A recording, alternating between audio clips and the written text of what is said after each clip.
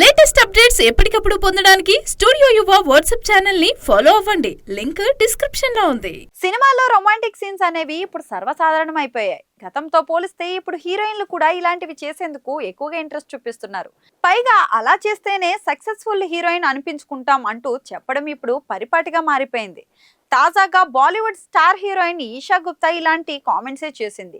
ఆమె 2002లో వచ్చిన ఆశ్రమం సీజన్ 3 వెబ్ సిరీస్ లో నటించింది. ఆమె 2022లో వచ్చిన ఆశ్రమం సీజన్ 3 వెబ్ సిరీస్ లో నటించింది. ఇందులో బాబీ డియోల్ తో ఆమె చేసిన రొమాంటిక్ సీన్లు అప్పట్లో హాట్ టాపిక్ అయ్యాయి. ఆ రేంజ్ లో ఆమె రెచ్చిపోయింది. మరి తాజాగా ఈ సీన్లపై ఆమె మాట్లాడుతూ సమర్థించుకుంది. సినిమాల్లో వెబ్ సిరీసెస్ లో ఇంటిమేట్ సీన్లు చేయడానికి అసలు సిగ్గెందుకు?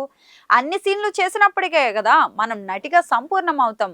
పైగా నేను అప్పటికే ఇండస్ట్రీలోకి వచ్చి 10 ఏళ్ళు అయిపోతుంది. ఇంకా అలాంటి సీన్లు చేయడానికి నాకెందుకు నామోషీగా ఉంటుంది? పైగా బాబీ డియోల్ కూడా అలాంటి సీన్లు గతంలో చేసే ఉంటారు.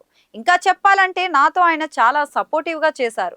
ఆయన అద్భుతమైన నటుడు. మా మధ్య మంచి అనుబంధం ఉంది. అందుకే ఆ సీన్లలో చేయడం పెద్ద కష్టమేమీ అనిపించలేదు అంటూ చెప్పుకొచ్చింది. ఆమె తెలుగులో రామ్ చరణ్ నటించిన వినయ విధేయరామ సినిమాలో ఐటెం సాంగ్ కూడా చేసింది.